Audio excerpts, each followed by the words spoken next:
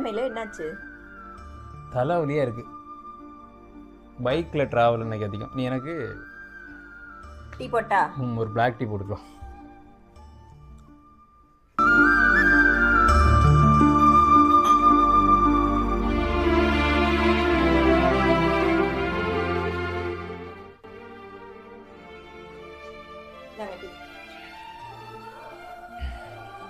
குடிங்க, எனக்கு வேலை இருக்கு, நான் போய் சமைக்கிறேன்.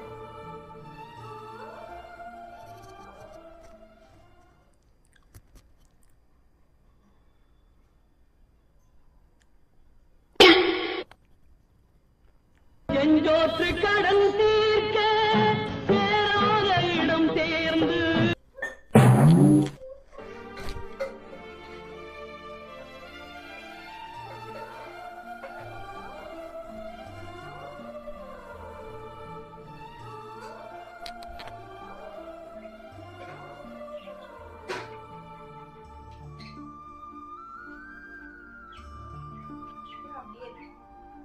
ஏமையிலோ டீ போதுமா?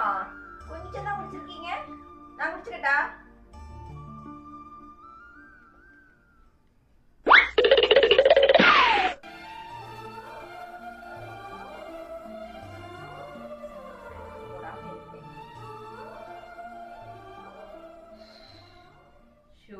சாரி மைலோ, சக்கரை போடல பாத்தீங்களா? சரி நீங்க கேட்டிருக்கலாம்ல ஒரு வார்த்தை, ஏன் சக்கரை போடல? சரி சக்கரை போட்டு தானே. நான் வந்து பார்த்தேன், நீ பிஸியாக இருந்த கிச்சனில். உப்பும் சர்க்கரையும் வெள்ளை கலரில் இருக்கும், ரெண்டும் பக்கத்தில் இருக்குது. நான் எதாவது மாற்றி கீத்தி போடுவேன். சரி நீ ஒர்க் பண்ணிகிட்டு இருக்குதே, அதான் சரி டென்ஷன் படுத்த வேண்டாம்னு சொல்லிட்டு தான் நான் வந்துட்டேன். சரி பரவாயில்ல, ஓகே, சாப்பாடு ரெடி பண்ணு. ஃப்ளாஷ்பேக்.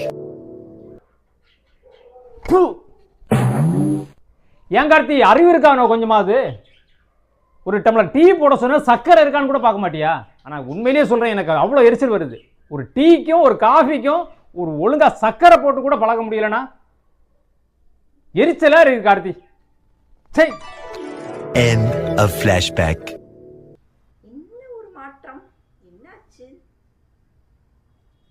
சரி நம்ம திட்டு வாங்காம தப்பிச்சோம், அது வரைக்கும் சந்தோஷம். தேங்க்யூ முருகா.